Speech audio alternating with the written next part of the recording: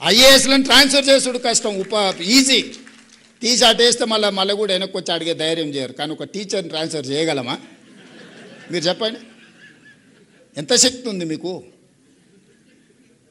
మీ శక్తిని, నా విజ్ఞప్తి ఒక్కటే, 5 ఏళ్ళు పిల్లల కోసం, ఎడ్యుకేషన్ కోసం, మన సొసైటీ కోసం, మన సమాజం కోసం, తరతరాల భవిష్యత్తును మార్చడానికి ఒక 5 సంవత్సరాలు మీరు ఒక ప్రతిజ్ఞ పూనండి.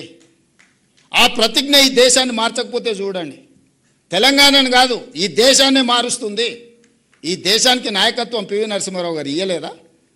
గొప్ప మేధావిగా, ఉత్తమ పార్లమెంటరీగా జయపాల్ రెడ్డి గారు రాణించలేదా? బూరుగుల రామకృష్ణారావు గారు గొప్పగా పరిపాలన అందించలేదా? ఎందుకు ఇయ్యలేము మనం తెలంగాణ నుంచి? ఈ దేశంలో విద్యను, వైద్యాన్ని, నాయకత్వాన్ని తెలంగాణ నుంచి మనం అందించగలము. కానీ మనకు స్పష్టత ఉండాలి, మనం ఏ దానికోసం కొట్లాడుతున్నాం, ఎందుకోసం కొట్లాడుతున్నాం. దయచేసి ఉపాధ్యాయ సంఘాల నుంచి ఇక్కడికున్న నా మిత్రుల్ని, నేనేం కార్పొరేట్ స్కూల్లో చదువుకోలే, నేను గవర్నమెంట్ బడిలోనే చదువుకున్నా. నేను మొన్న కొత్తకోట పోయినప్పుడు చెప్పిన, గవర్నమెంట్ స్కూల్లో చదివితే ఏమవుతావు అని ఎవరన్నా అడిగితే తెలంగాణకు ముఖ్యమంత్రి అవుతా అని చెప్పమని. అయినా కదా కొండారెడ్డిపల్లి గవర్నమెంట్ స్కూలు, తాండ్రలనో వనపర్తిలో గవర్నమెంట్ స్కూల్ విద్యార్థి తెలంగాణ రాష్ట్రానికి ముఖ్యమంత్రి అయింది కదా. మీకు గౌరవం తగ్గే పని అయితే ఒక్కటి కూడా చేయలే కదా. చేసినా మీరు ఆశించినంత మేరకు ఒకవేళ చేసినా లేదా అంటే భిన్నాభిప్రాయాలు ఉండొచ్చు. ఏ అనుభవం లేకుండానే, నేను ఆ గతంలో ఏ మంత్రి చేయలే, అనుభవం లేకపోయినా 30 నెలల నుంచి తెలంగాణ రాష్ట్రాన్ని అయితే కలగాపులగం అయితే చేయలే కదా. జాగ్రత్తగా నేను నడుపుతున్నా కదా. మరి ప్రభుత్వంలో మీరు చదువు చెప్తే చదివిన ఒక స్టూడెంట్ ఈరోజు తెలంగాణ రాష్ట్రాన్ని దారిలో పెట్టగలుగుతున్నాడు, పరిపాలన అందిస్తున్నాడు. ఈ దేశంలో చాలామంది ముఖ్యమంత్రులు లేకపోతే ఈ దేశ ప్రధానమంత్రి వచ్చినప్పుడు కూడా నాతో కలిసి పనిచేయి భవిష్యత్తు బాగుంటుంది అనే పరిస్థితి వచ్చిందని మీరు చెప్పిన చదివే కదా. నేనేం వేరే బయటికి పోలే కదా. ముఖ్యమంత్రి అయినాక పోయినా హార్వర్డ్ యూనివర్సిటీకి పోయినా, ఆ చదువు ఎట్లుంటుందో చూద్దాం మా గవర్నమెంట్ బడి కంటే అని. కానీ మీరు ఇచ్చిన ఫౌండేషనే అక్కడ నాకు పనికొచ్చింది. నేను కూడా రీసెంట్గా ఎగ్జిక్యూటివ్ ఎడ్యుకేషన్ కోసం హార్వర్డ్ పోయొచ్చిన.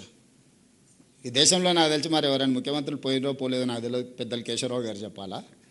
ఇప్పుడున్న ఎడ్యుకేషన్ సిస్టమ్ మిమ్మల్ని పంపించడమే కాదు, as a state chief minister నేను కూడా వెళ్ళి చూసిన అసలు ఏంది. హార్వర్డ్ నుంచి గొప్ప గొప్ప మేధావులు వస్తారు, నోబెల్ గ్రహీతలు వస్తారు, యూనికార్న్స్ వస్తారు అని అంటే చూద్దాం అది కూడా అని. మీరు ఎట్లయితే 5 రోజులు morning to evening undo, same exact morning 9 to evening 7, 5 days continuous, ½ an hour lunch break, కంప్లీట్గా కూర్చొని వచ్చిన క్లాస్లో నేను. చూద్దాం చదువు ఎట్లుంటుందో అని. చదువుతో పాటు క్రమశిక్షణను కూడా నేర్పుతుంది క్లాస్ రూమ్. క్రమశిక్షణ లేనోడు జీవితంలో ఎందుకు పనికిరాడు, ఎందుకన్నా పనికొచ్చినా తాత్కాలికమే. తెలివి తక్కువ క్రమశిక్షణ ఉంటే ఎక్కువ పని చేయొచ్చు.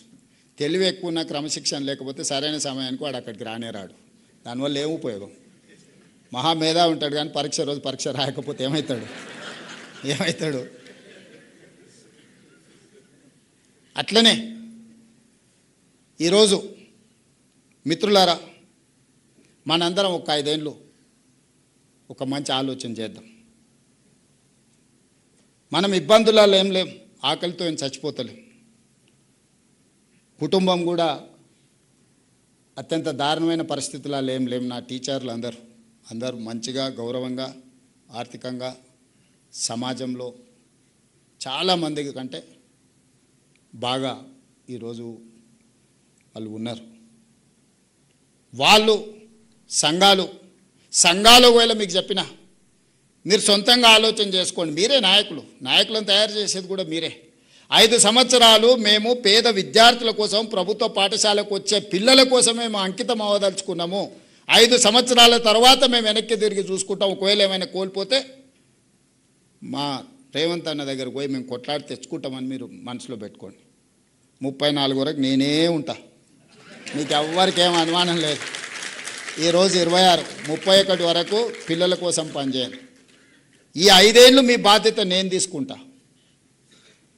మీరు అడగకుంటేనే మీ సమస్య జెన్యూన్ ఇష్యూస్ ఏమున్నా 6 నెలలకోసారి ఒక హాఫ్ డే మీ సంఘాలను మీ నాయకులను పిలిచి కూర్చోబెట్టి క్వాలిటీ డిస్కషన్ చేసి చీఫ్ సెక్రటరీ కానీ ఎవరికైనా అంతెందుకు 2 విషయాలు మీతో పంచుకోదలుచుకున్నా.